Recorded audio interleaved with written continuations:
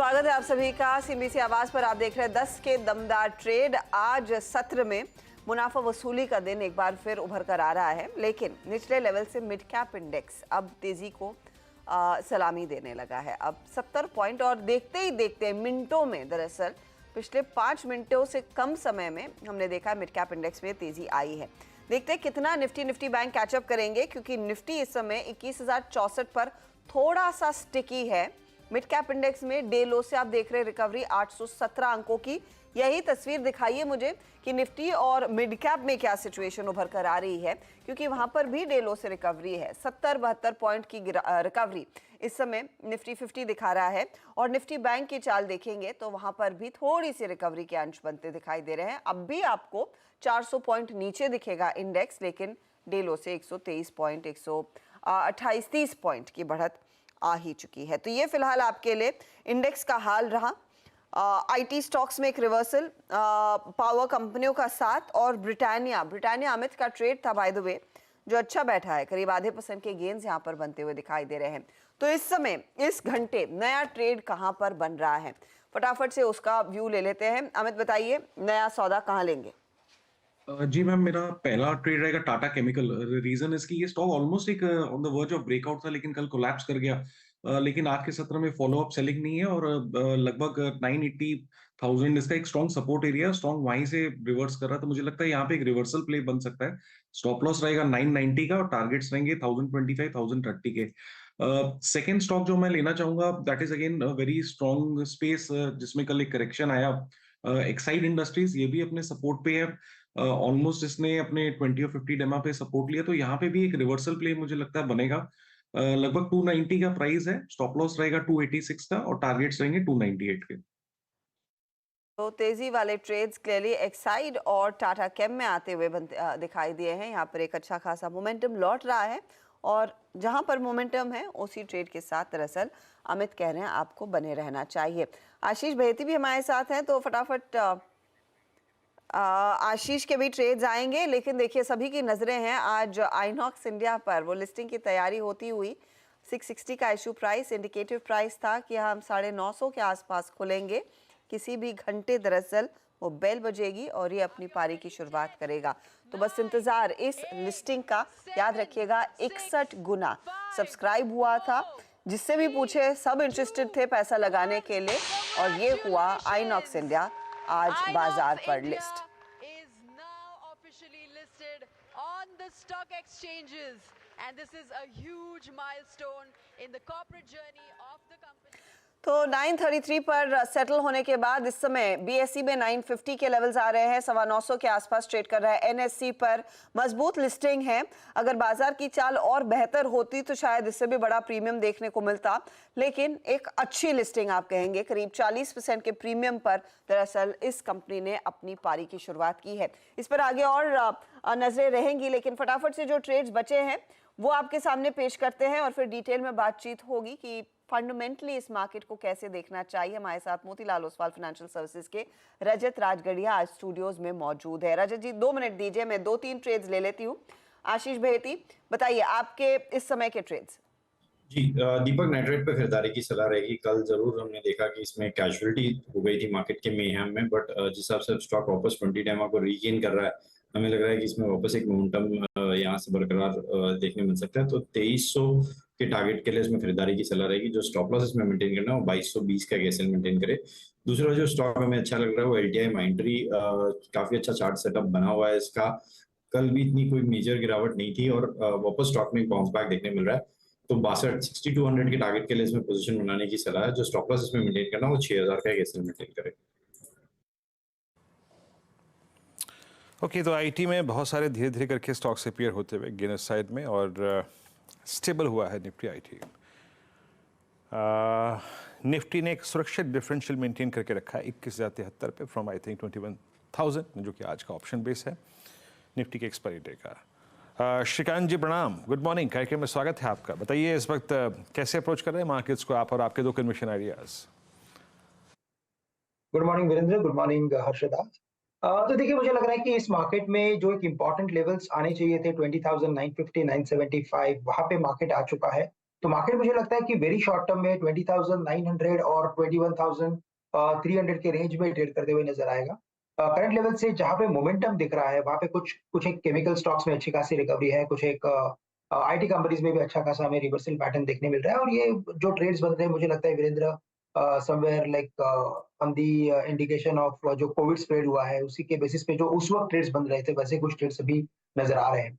But अगर मुझे technically अगर इस पर्टिकुलर मार्केट को देखना है तो मुझे लगता है कि जीएमआर इंफ्रा जो करंटली चल रहा है 72-73 के करीब, मुझे लगता है इसे लॉन्ग की एक कैटेगरी में रखना चाहिए। लॉन्ग करंट लेवल से जीएमआर इंफ्रा को करके चल सकते हैं। टारगेट्स नजर आते हैं वापस से एक बार 77-78 के। स्टॉप लॉस यहाँ पे रखे एट 69 का। और जैसी टेक्नोलॉजी की मैंने बात की, मुझे लगता है कि यहाँ पे टेक महिंद्रा पे भी कुछ लॉन्ग की पोजीशंस बनाई जा सकती है। करंटली ये जो स्टॉक चल रहा है वो around it is trading around 1240-1245। यहाँ से ये भी स्टॉक एक बार 1300-1320 के लेवल्स दिखा सकता है। तो टेक महिंद्रा को लॉन्ग करें, स्टॉप लॉस रखे यहाँ पे 1210 रुपए का। ओके, ये कोटक सिक्योरिटीज़ का व्यू है। कोटक में कितने लोग छुट्टी पे हैं इस वक्त श्रीकांत जी? और आप भी मेरे ख्याल से वर्क फ्रॉम होम ही कर रहे हैं अभी घर पे? वैसे बहुत सारे लोग इस बार छुट्टी पे जा रहे हैं और इस बार सभी लोगों ने जो भी प्लान किया था उसी प्लानिंग के बेसिस वो जा रहे हैं। लेकिन अभी तो प्रॉब्लम इज ये जो नया कुछ वेरिएंट आया है उसके पीछे, और छुट्टी पे जाने के बाद इनफैक्ट मार्केट गिरा है तो दिक्कतें थोड़ी और बढ़ गई हैं। अच्छा, आपने जीएमआर कॉल दी ना, इसलिए मैं पूछ रहा था कि कितने लोग गए। आपने कहा बहुत सारे लोग गए हैं। खैर, मास्क लगाइए, अभी रेस्ट्रिक्शंस की तो ऐसी कोई बात नहीं है, ऐसा कोई डरने की बात नहीं है। खैर, विकास गुड मॉर्निंग, आपके दो conviction ideas. Good morning Varinder ji. देखो, पहला तो मेरा रहेगा एम्पेसिस मुझे लगता है कि लास्ट दो ट्रेडिंग सेशन में एक अपर एंड में का चल रहा था, बट कल एक थोड़ा सा रिट्रेसमेंट यहाँ पे देखने मिला। तो 2560 के स्टॉप लॉस से इसको बाय करना है। ऊपर में मुझे लगता है वापस 2730 2740 के आसपास के टारगेट यहाँ पे वापस रीटेस्ट करते हुए देखने मिल सकते हो। तो पहला मेरा बाय कॉल रहेगा एम्फेसिस। दूसरा रहेगा ऑर्चिड फार्मा में हमने देखा है कि एक वीकली ब्रेकआउट आने के बाद एक अच्छा मूव देखने मिला था।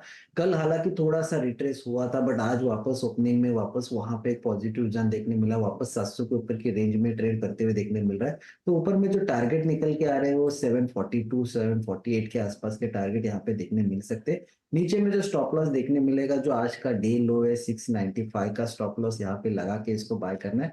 और मुझे लगता है एक अच्छा पॉजिटिव ट्रेंड इस स्टॉक में देखने मिलेगा आगे आते हुए कुछ दिनों में। तो आपने सुना, ज्यादातर ट्रेड जो आए हैं, इनफैक्ट सारे ट्रेड जो आए हैं वो तेजी की तरफ आए हैं। दिन की शुरुआत सभी मंदी वाले सौदों के साथ हुई थी, लेकिन रिवर्सल को पड़ रहा है मार्केट और जो ट्रेंड कह रहा है उसी के साथ रहना है। By the way, mid cap index अब 153 अंकों की बढ़त पर कारोबार कर रहा है। इंतजार अब निफ्टी बैंक के रिवर्सल का रहेगा, लेकिन क्लियरली मार्केट में अप ट्रेंड है, उसमें दो राय नहीं है। कल भले ही झटका देखने को मिला हो, लेकिन इस तरह के जब झटके बाजार देता है तो आपको करना क्या है, किस तरह के आइडियाज पर फोकस करना है, उस पर अब बातचीत होगी। मेरे साथ अब स्टूडियोज में जुड़ रहे हैं मोतीलाल ओसवाल फाइनेंशियल के इंस्टीट्यूशनल एक्विटीज के एमडी और सीईओ रजत राजगढ़िया। रजत जी, स्वागत है आपका। इस तरह के साइकिल्स आपने तो बहुत सारे देखे हैं, लेकिन ये जो राज्य चुनावों के नतीजों के बाद की रैली थी, उसके बाद आई थिंक कल का बड़ा करेक्शन था। बड़ी अपॉर्चुनिटी है क्या उन सारे लोगों को जिनको फोमो हो रहा था? मुझे लगता है एक छोटा करेक्शन था, बिकॉज बढ़त बहुत बड़ी थी। जी हाँ, राइट। हम मार्केट में हर दिन एक पॉजिटिव क्लोजिंग की तरफ बढ़ते जा रहे थे। राइट। हफ्ते में 4 में से 4 दिन गेन होने के बाद एक दिन का करेक्शन भी बहुत हेल्दी होता है। राइट। आप अगर कॉन्टेक्स्ट में डालें, ये साल निफ्टी 16-17% ऊपर है, ब्रॉडर मार्केट करीबन 30%, और काफ़ी स्टॉक्स 2-3 गुना इस साल हुए। राइट। मुझे लगता है कि ये एक बहुत छोटा करेक्शन है, बिकॉज अभी भी हम हाई से 300 पॉइंट ही दूर है निफ्टी पे। Right. But just that correction जब भी आता है बहुत तेजी से आता है। तो वो इंट्राडे हाई से जब आपने एक 500 पॉइंट का निफ्टी मूव देखा तो वो एक ज़्यादा बड़ी हेडलाइन बनी, एंड ब्रॉडर मार्केट में आपने ज़्यादा करेक्शन देखा। मुझे लगता है कि हमारा ट्रेंड अप मूव ही है। राइट। जो भी आप फैक्टर देखें, पॉलिटिकल, मैक्रो, इंटरेस्ट रेट, सब फेवरेबल है। राइट। बट मार्केट में मोमेंटम बहुत स्ट्रॉन्ग बन गया था। जी हाँ। इलेक्शंस के बाद से ही ऑलमोस्ट 1200-1300 पॉइंट की निफ्टी की रैली हो चुकी थी, और by the way election result के 3 दिन पहले भी मार्केट ऊपर ही जा रहा था। राइट। तो मुझे लगता है कि एक 1200-1300 पॉइंट की रैली के बाद 300-400 पॉइंट का करेक्शन बहुत हेल्दी करेक्शन है। मैं तो इनफैक्ट चाहूँगा कि मार्केट का जो अप मूव है वो अगर थोड़ा सा कैलिब्रेटेड रहे तो हमारे पास जगह रहेगी और आगे जाने के लिए। हमको अगले साल भी मार्केट के लिए एक पॉजिटिव मूव का एक्सपेक्टेशन बनाना है, राइट। नेक्स्ट ईयर इलेक्शन भी है, रेट कट्स भी हो सकते हैं, अर्निंग्स रिकवरी भी होगी। बट अगर मार्केट सब पूरा गेन आज ही कर लेगा तो अच्छे इवेंट में फिर हो सकता है कि मार्केट के पास जगह नहीं हो ऊपर जाने के लिए। तो वन शुड बी पॉजिटिव कि जब भी ये करेक्शंस आए और आपको बॉटम अप बेसिस के ऊपर जो जो कंपनीज अच्छी लगती है वो अगर इस करेक्शन में 3-5% और सस्ती हो जाती है तो आपका बाइंग प्राइस अच्छा रहता है। ये मानिए कि हर दिन मार्केट में नेट पैसा आ ही रहा है, जी हाँ। राइट। सो जितने अच्छे लेवल पर आएगा आपके गेन उतने ज्यादा अच्छे बनते हैं। तो जब आप कहते हैं अच्छा लेवल, अब वो लेवल अच्छा क्या है is quite a variable, right. Yeah. वो फिर आप वो वैल्यूएशन के लिहाज से देख रहे हैं या फिर आपको लग रहा है कि चलिए 1300 पॉइंट की बढ़त आ गई, अब थोड़ा सा 500 पॉइंट नीचे आएगा तब मैं उतरूंगा, क्योंकि कई सारे, जैसे आपने मेंशन किया, कई सारे इवेंट्स हैं। तो एज ए रिटेल निवेशक अगर मुझे पैसा लगाना है, क्या मैं हर डिप में थोड़ा थोड़ा करके पैसा रखूं और 2024 के पहले 3-4 महीनों के लिए ज्यादा पैसा इकट्ठा करके रखूं कि वहां पर और तेजी आएगी तो मौके ज्यादा मिलेंगे? सो देखिए, अगर आप एक इन्वेस्टर हो तब तो आपको हर लेवल पे पैसा लगाना चाहिए, बिकॉज ये मार्केट अगले कुछ सालों के लिए एक बहुत अच्छे अप ट्रेंड में ही है। हमारी इकोनॉमी आपके शो पे जितने गेस्ट आते हैं सब यही बात करते होंगे, राइट। तो आई थिंक वो व्यू कंसेंसस है और सही है, तो मार्केट ऊपर ही रहेगा। अगर आप एक निवेशक हो तो आप 21,000 में लगा रहे हो, 20.5 में लगा रहे हो, 21.5 में लगा रहे हो, ज़्यादा फर्क नहीं पड़ता। आपको मिस नहीं करना है ये up move as an investor. अगर आप ट्रेडर हो, राइट, तब तो आपको टेक्निकल मोमेंटम इन सब चीज़ों पे ध्यान देना पड़ेगा। वहाँ पर मेरी एक्सपर्टीज़ नहीं है, राइट। बट मैं इतना बता सकता हूँ कि ये 300-400 पॉइंट के बाद अगर मार्केट 300 पॉइंट और करेक्ट हो या 300 पॉइंट रिकवर भी कर ले तो भी हमारा मार्केट बहुत हेल्दी रहेगा, राइट। हर करेक्शन में आपको यही सोचना है कि आप अपना एलोकेशन अच्छे कंपनीज में कैसे बढ़ा सकते हैं, राइट। एक चीज़ डिफरेंशिएट करना बहुत ज़रूरी है, जो आपने बहुत सही क्वेश्चन पूछा, what is the right level. Right level मेरे हिसाब से एब्सोल्यूट प्राइस नहीं होता है, वो वैल्यूएशन होता है। हमारा मार्केट अभी भी आप देखिए, निफ्टी तो करीबन 19-20 के पी पर है, राइट। मुझे नहीं लगता है कि ये महंगा है पर इतना सस्ता भी नहीं है, तो आपको थोड़ा पेशेंस रखना पड़ेगा, right. Small cap mid cap में मूव्स बहुत ज़्यादा हुए, वहाँ पर प्राइस मूव्स ज़्यादा हो चुके। आई थिंक स्टोरी डेवलपिंग अभी स्टिल आने वाले टाइम में होगा। थोड़ा सा कॉशन रखोगे तो आपके वहाँ पर लॉसेस होने के भी चांसेस कम है। अजय जी नमस्कार, वीरेंद्र बोल रहा हूँ दिल्ली स्टूडियो से। मैं आपके हिस्टोरिकली जो इन्वेस्टमेंट अप्रोच रही है, स्टॉक पिकिंग अप्रोच रही है, उसका मुरीद रहा हूँ। आप एक बॉटम अप अप्रोच पे हमेशा काम करते हैं। अभी आपने अर्निंग्स का जिक्र किया, अब अर्निंग्स भी बहुत दूर नहीं खड़ी हैं, हार्डली अगर आप देखें 20 दिन बाद वो क्रम भी शुरू हो जाएगा। अभी आप एग्जैक्टली वैल्यूएशंस के पैरामीटर्स पे और अच्छी स्ट्रॉन्ग अर्निंग विजिबिलिटी को देखते हुए अभी मैं थोड़े कुछ स्टॉक्स पे और सेक्टर्स पे आना चाहूँगा। क्या आपको अट्रैक्ट कर रहा है इस प्राइसेस पर भी, और अगर 5-7% का डिप मिल जाता है तो और अट्रैक्टिव लगने लगेगा सर? देखिए, इस मार्केट का सबसे बड़ा बेडरॉक फाइनेंशियल सेक्टर है। आज अगर आप हमारे, चाहे वो प्राइवेट बैंक्स हो, पीएसयू बैंक्स हो, एनबीएफसीज हो, 3 चीज़ें उनके लिए बहुत अच्छी है। पहला, उनका ग्रोथ साइकिल आगे है। दूसरा, अगर आप उनकी बैलेंस शीट देखो तो मुझे नहीं याद पड़ता है कि पिछले 10-15 साल में इतनी स्ट्रॉन्ग बैलेंस शीट हमारे फाइनेंशियल सेक्टर की कभी भी रही है। एंड तीसरा, उनका वैल्यूएशन प्राइस टू अर्निंग्स आज भी निफ्टी के कंपेयर में आधा है। In fact companies like state bank का तो 1/3 के आसपास है, राइट। सो मुझे लगता है कि ये एक ऐसा सेक्टर है जहाँ पर आप बड़ा पैसा लगा करके बड़ा रिटर्न बना सकते हैं, राइट। तो ये तो एक सेगमेंट है जहाँ पर आपको हर लेवल पर इन्वेस्ट करना है, चाहे ये 5% ऊपर हो चाहे 5% नीचे हो। तो ये एक सेक्टर हो गया। दूसरी थीम जो एज अ हाउस हम पिछले 1-1.5 साल से काफ़ी मार्केट कर रहे हैं, इस this entire travel and tourism. And we think इस कंट्री में travel and tourism post Covid एक स्ट्रक्चरल ऑर्बिट ले रहा है, राइट। चाहे उसमें होटल्स हो, एविएशन हो, लगेज हो, एजेंसीज हो, एंड ये मार्केट काफ़ी बड़ा बनेगा। ये जो बिजनेस है इंडिया में, चाहे वो लाइजर ट्रैवल हो, बिजनेस ट्रैवल हो, सेलिब्रिटी ट्रैवल हो, इसमें स्पेंडिंग बहुत बढ़ेगी आने वाले सालों में। ऑलरेडी आप देख रहे हैं अच्छे ब्रांड्स, अच्छी properties, airlines, their rates are up, but जैसे ये सस्टेन करेंगे इनके cash flows will make this companies very valuable. So मुझे लगता है ये जो दूसरा स्पेस है ये एक बहुत बड़ा स्पेस बन रहा है। कुछ कंपनीज आप देखो, इंडियन होटल, इंडिगो ऑलरेडी अच्छा कर रही है, बट मुझे लगता है कि आने वाले 2-3 साल में इनके प्रॉफिट्स और कैश फ्लोज बहुत सिग्निफिकेंट होने वाले हैं। ओके, अच्छा, ये तो बहुत अच्छी तरीके से अगर आप देखिए आपने पॉइंट का समर्थन करते हो, आपने कुछ सेक्टर्स का जिक्र किया।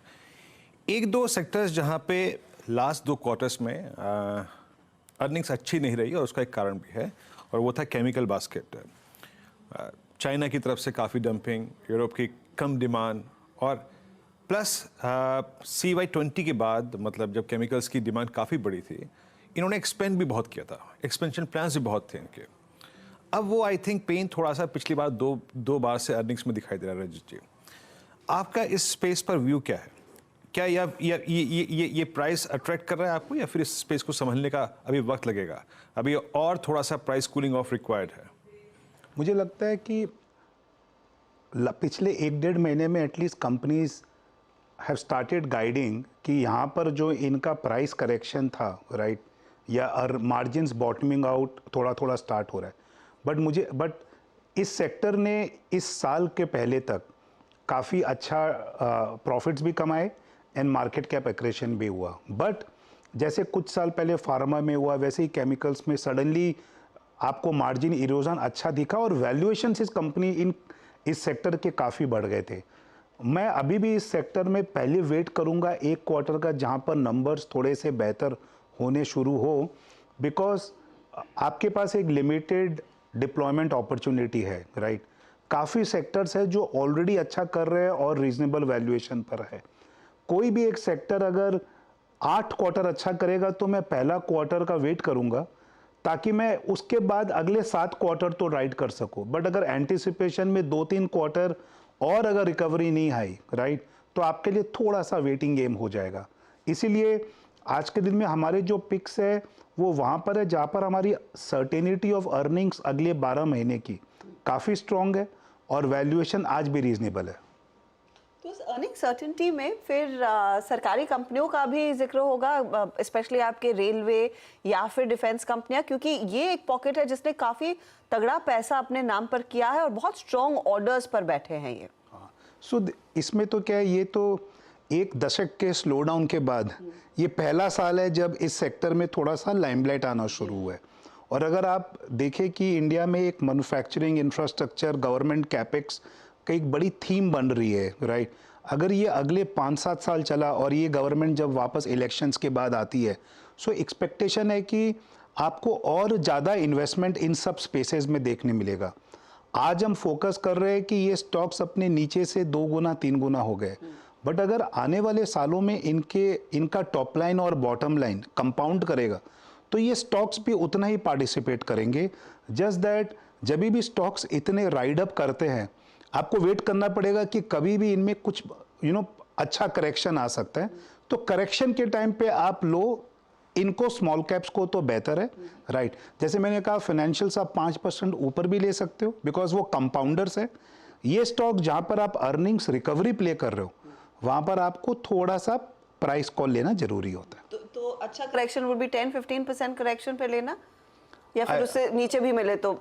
आई वुड थिंक कि लुक, हर कंपनी में रादर देन प्राइस करेक्शन आपको एक वैल्यूएशन देखना ज्यादा जरूरी है, राइट। बिकॉज क्या 3 गुना होने के बाद 10% करेक्शन मीन्स कि वो स्टिल 170% ऊपर होगा, राइट। तो ईच स्टॉक को आपको अपने हिसाब से एंड आपको कंटिन्यूसली ढूंढते रहना है कि अगर एक थीम बड़ी बन रही है तो पहले राउंड में टॉप 2 कंपनीज चलती है, राइट, एंड देन आप सर्च करना शुरू करते हो कि और कौन बेनिफिट करेगा। तो एक लंबी थीम में आपको winners throughout the cycle मिलते हैं, which we have to keep scanning for. तो इट्स बेसिकली पैसा बनाना आसान नहीं है, you have to keep doing that homework despite a great bull run also. देखिए, राइट, आपको कितना पैसा बनाना है वो डिपेंड करता है कि आसान है कि नहीं है, राइट। हमारा मार्केट अगर आप डिसिप्लिन तरीके से रहो तो आई वुड थिंक 14-15% कंपाउंड करना is easy, just that linear compounding नहीं होती है। हाँ। कोई एक साल 30 होगा, कोई एक साल 5 होगा, right. Small cap mid cap में आपकी एक्सपेक्टेशन बहुत डिफरेंट होती है, तो वो चढ़ाव भी वैसे ही होता है और उतार भी वैसे ही होता है। सो क्या आपका रिटर्न एक्सपेक्टेशन ने डिसाइड करता है कि कितना आसान है पैसा बनाना? मैं आपने क्योंकि ये पॉइंट रखा कि देखिए इस समय आपको मार्केट अट्रैक्टिव लगता है, ज्यादा महंगा नहीं लगता। क्या वो आप लार्जली लार्ज कैप्स के बारे में सोच रहे जिन्होंने ज्यादा हिस्सा लिया नहीं था उस रैली में? अब तक मिड और स्मॉल कैप्स में ही सबसे ज्यादा तेजी देखने को मिली थी, तो इस समय जब आप नया पैसा कमिट कर रहे हैं, क्या ज्यादा फ्लो लार्ज कैप्स दिग्गजों की तरफ है? तो आज जहां पर मार्केट खड़ा है between large cap and mid cap, right, मुझे लगता है aggregate large cap has more value, right, and mid caps में आपको पॉकेट्स ढूंढने पड़ेंगे, राइट। 1-1.5 साल पहले तक mid and small caps had more value, right, but जिस हिसाब से बड़ा आउट परफॉर्मेंस हुआ है, आई वुड थिंक कि कुछ हद तक एक इजी ट्रेड प्ले आउट हो गया है, राइट। तो एट दिस पॉइंट अगर आप 1 साल पहले ज़्यादा बायस मिड और लार्ज कैप में थे, आज आपका बायस टुवर्ड्स लार्ज कैप होना ज़्यादा अच्छा है, because not only from a return but even from a risk point of view आप बैलेंस्ड हो जाओगे if you are tilting more towards large caps. अच्छा रजत जी, एक और चीज़, आई मीन हालांकि अभी तो हमारे पास शायद पिछले 10 दिन में एक इवेंट आ गया है, ये कोरोना का नया जो वेरिएंट है उसके चलते हम डायग्नोस्टिक स्पेस में थोड़ा सा मूव दे रहे हैं, but living this I think issue apart, मैं अगर सिर्फ लास्ट रिपोर्टेड अर्निंग्स के आधार पर चलूँ, उसमें एक चीज़ विजिबल थी कि प्राइस हाइक्स थे, सस्टेन हो रहे थे, प्राइस डिक्लाइन पोस्ट कोविड जो आया था वो अब थम गया था, प्राइस हाइक्स की विजिबल थे।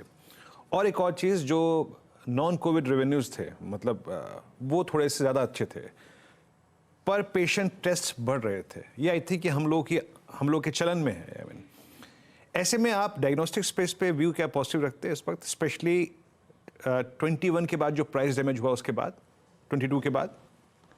मुझे लगता है कि देखिए एक ओवरऑल इवेंट है, कोविड ने आकर के इंडिया में एक जो हेल्थ केयर फोकस्ड है, राइट, वो बहुत स्ट्रांगली एम्बेड कराया है, राइट।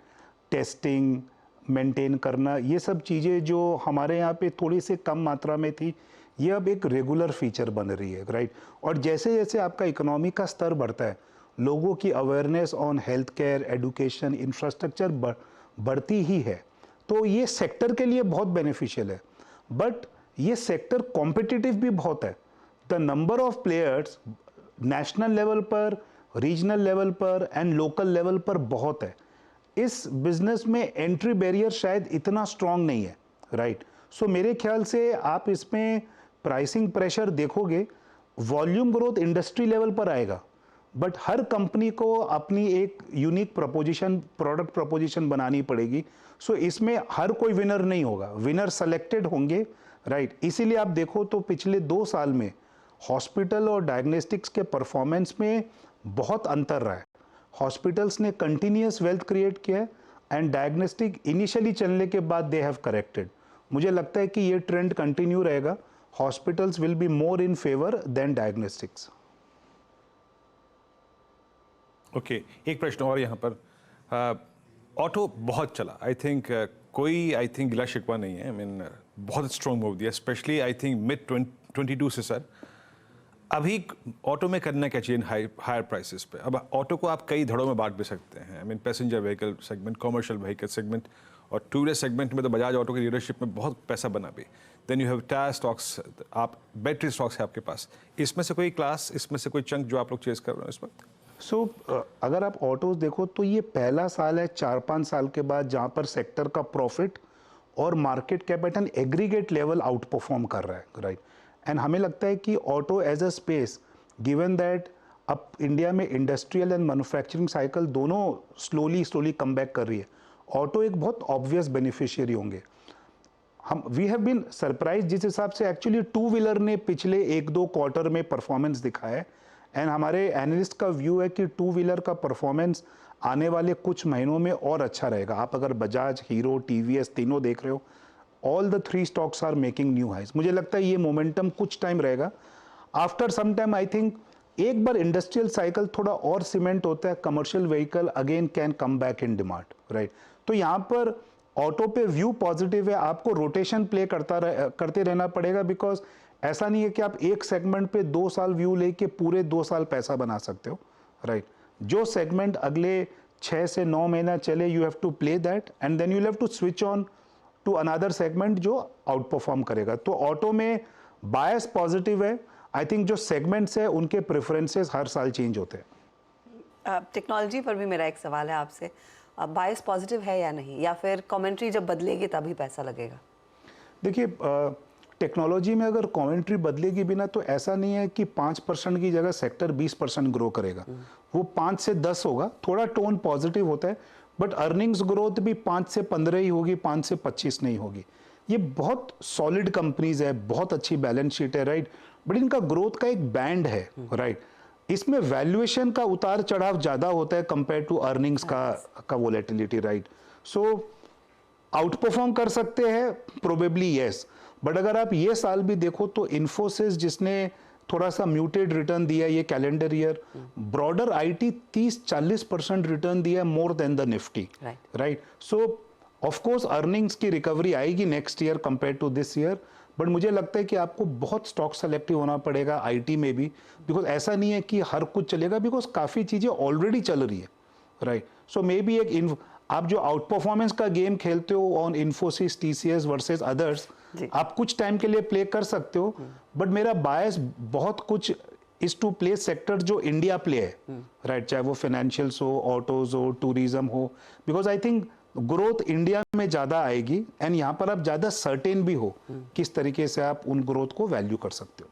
राजा जी, बहुत बहुत शुक्रिया हमारे लिए समय निकालने के लिए। हमेशा अच्छा लगता है आपसे डिटेल में बातचीत करके, लेकिन हाँ, इंडिया थीम वाली कंपनियों पर जोर दीजिए क्योंकि वहीं पर ज़्यादा ग्रोथ के आसार है और छोटे मोटे करेक्शन से डरना नहीं है। एक लॉन्ग टर्म तेज़ी वाले मार्केट में ये मौके रहेंगे आपको और इन्वेस्ट करने के लिए, लेकिन क्वालिटी कंपनियों पर आप ध्यान जरूर दें। चलिए इस मोड पर लेंगे एक छोटा सा ब्रेक, आप बने रहिए CNBC आवाज़ के साथ। 10 के दमदार ट्रेड में आप सभी का फिर से स्वागत है। विकास सालुके और हमारे साथ कोटेक सिक्योरिटीज से श्रीकांत चौहान मौजूद हैं। श्रीकांत, एक दो स्टॉक्स पर मैं आपसे व्यू लेना चाहूँगा। एक बार हिंदुस्तान कॉपर को देखिएगा, आई मीन इस स्टॉक पर इतने बार इम्पैक्ट नहीं है, डे हाई की ट्रैजेक्टरी में आके फिर खड़ा हो गया। अभी आपका व्यू इस स्टॉक पे क्या है? बिल्कुल, इनफैक्ट वीरेंद्र, अगर हम इसे रिलेटिव परफॉर्मेंस के बेसिस पे देखें तो नो डाउट काफी स्ट्रॉन्ग रिकवरी है, और साथ ही साथ अगर आप इसके लॉन्ग टर्म चार्ट को देखें तो वहां पे भी उसने ऑलमोस्ट अपने 2021 के हाई को जब क्रॉस किया था, तो उसके बाद इसमें जो वॉल्यूम्स बने, मुझे लगता है कि ये स्टॉक यहाँ से कम 225 से लेकर 230 के लेवल्स दिखा सकता है। पोजिशनली इसमें कुछ लॉन्ग की पोजीशंस बनाई जा सकती है, और जो आज के लोज है वो इसके लिए काफी इंपॉर्टेंट रहेंगे और ट्रेंड डिसाइडर रहेंगे। तो 193 के स्टॉप लॉस के साथ करंट लेवल से इसे लॉन्ग करें, कम से कम 225 के टारगेट्स के लिए। 25 की टारगेट के लिए मौका हिंदुस्तान कॉपर में। हिंदुस्तान कॉपर इनफैक्ट आज वायदे बाजार के टॉप ट्रेड्स में शामिल है, ये सबसे ऊपर है स्टॉक, उसके नीचे फिर IRCTC है। वैसे मिड कैप इंडेक्स आपकी स्क्रीन पर रखते हैं क्योंकि 650 पॉइंट नीचे था, अभी 350 पॉइंट की बढ़त दिखाई, अब 260 अंक ऊपर है। तो मोमेंटम इधर ही है, जोर इधर ही लगा है सबसे ज्यादा रिवर्सल का, करीब आधे % के गेन्स, और इंतजार रहेगा निफ्टी 50 के भी पॉजिटिव टेरिटरी में आने का, क्योंकि 21,120 के लेवल्स आ चुके हैं, अब सिर्फ 29 अंकों की गिरावट रह गई है। तो डे लो से बहुत ही शानदार रिकवरी तीनों ही इंडाइसेस दिखाते हुए। श्रीकांत, मिड कैप साइड पर, और मैं वायदे में देख रही हूँ आज श्रीकांत नहीं, Vikas, I beg your pardon, Coromandel और आपके चंबल फर्टिलाइजर जैसे ट्रेड्स में बनी है। नवीन फ्लोरिन भी थोड़ी सी एक्टिविटी दिखा रहा है, इनमें से कोई जो अभी ट्रेड लिया जा सकता है?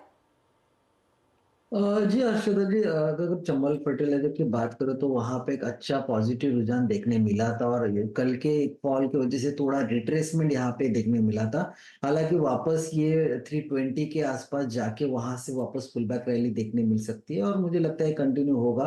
तो मुझे लगता है चंबल फर्टिलाइजर का चार्ट यहाँ पे स्ट्रॉन्ग है अभी भी, जब तक ये 320 के ऊपर ट्रेड कर रहा है तब तक इसका जो मोमेंटम है ये पॉजिटिव साइड रह सकता है, और वापस ये 350 360 के आसपास के रेंज में ट्रेड करते हुए देखने मिल सकता है। तो नीचे में अगर जितना भी 320 के आसपास अगर ये मिलता है तो बाय करने की राय रहेगी।